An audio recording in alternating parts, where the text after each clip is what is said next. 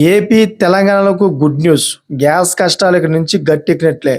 ఎందుకనే విషయాలు మనం ఈ వీడియోలో పూర్తిగా తెలుసుకుందాం. ఫ్రెండ్స్, తెలుగు రాష్ట్రాల్లో ఎల్‌పీజీ గ్యాస్ కొరత ఏర్పడుతుందన్న ఆందోళన మధ్య ఒక శుభవార్త అందిందన్నమాట. పర్షియన్ గల్ఫ్ నుంచి భారీ స్థాయిలో గ్యాస్ నిల్వలతో కూడిన ఒక భారీ నౌక విశాఖపట్నం పోర్టుకు చేరుకుంది.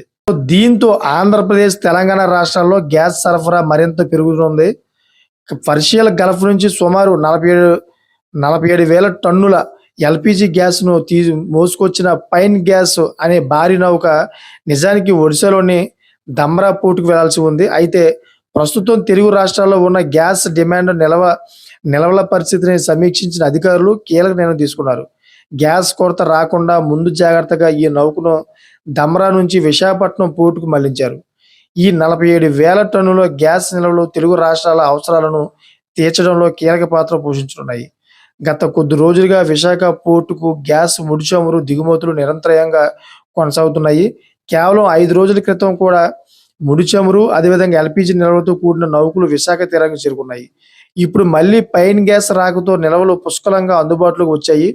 పండుగలు లేదా డిమాండ్లు పెరిగే సమయాల్లో గ్యాస్ సిలిండర్ల కోసం ఎదురు చూడాల్సిన పరిస్థితి రాకుండా సరఫరాలు దోహదపడుతున్నాయి.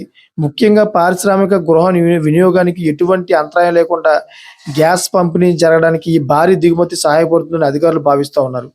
ఏది ఏమైనా కానీ ఈ నౌక రావడంతో అయితే 2 తెలుగు రాష్ట్రాలకి ఒక శుభవార్త అని చెప్పుకోవాలి.